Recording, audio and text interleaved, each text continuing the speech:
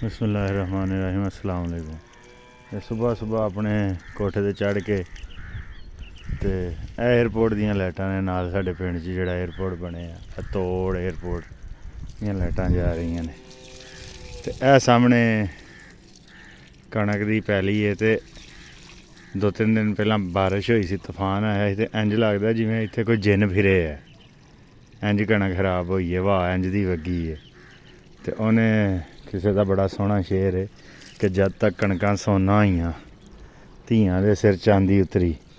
जट्टां बेचारियां दियां जदों कणकां पक्कण ते हुंदियां ने कोई ना कोई बारिश इंज दी घवा चल जांदी है कि खराब हो जाती। उत्तों जिहड़ा निज़ाम है एक इंडिया दे मैं माहर ज़राअत नूं सुन रहा, उन्हें कहा जिहड़ा सरमायादारी दा निज़ाम है ये छोटे जिमीदार दे खिलाफ है, कुछ मौसम साडे खिलाफ है ते कुछ जिहड़ा की ना है हुकूमत साडे खिलाफ है ते लुटदी है। अकरम राही दा एक बड़ा सोहना शेर है कि कणकां पक्कियां मेले आए ढोलियां ढोल बजाए, दुनिया भी मेला है चंगे अमल कमाला हाली वेला है।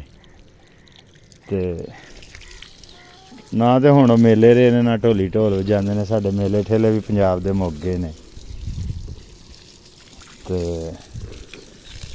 कुछ है साड़ी ज़मीन एयरपोर्ट खा गया है, सारी रनवे एयरपोर्ट दी रनवे बिल्कुल साड़ी हवेली दे नाल ही है।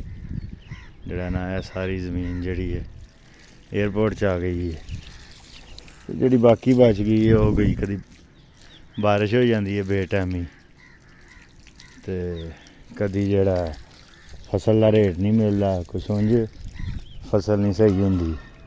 इंज ही किसानां दी जिंदगी गुजर जाती है मसलियां च। यही तुहाडे नाल सांझी करनी सी। ठीक है, अस्सलाम वालेकुम।